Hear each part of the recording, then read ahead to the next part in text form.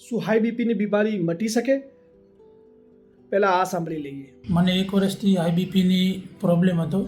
મેં બ્રહ્મા હોસ્પિટલમાં આયુર્વેદિકની ટ્રીટમેન્ટ લીધી, બીપીની દવા ચાલુ રાખી. એની પછી હાલ કોઈ આયુર્વેદિક કે કોઈ બીજી કોઈ દવા હું લેતો નથી. મારું બીપી એકદમ નોર્મલ આવે છે. બ્રહ્મા હોસ્પિટલમાં સારવાર લીધી બીપીની. બીપી પહેલાં બહુ ચક્કર ને એવું આવતું હતું, પણ હવે બિલકુલ સારું છે અને હાલ એકદમ બીપી નોર્મલ છે અને દવા લેવાની કોઈ હવે જરૂર નથી. હું ભાવરમાં રહું છું.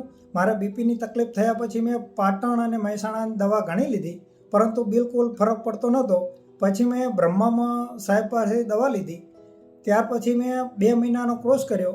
ત્યાર પછી બીપીનો કમ્પ્લીટ થઈ ગયો. અત્યારે કોઈ બી ગોળી ચાલુ નથી અને 6 મહિના થઈ ગયા છે દવા લીધાના.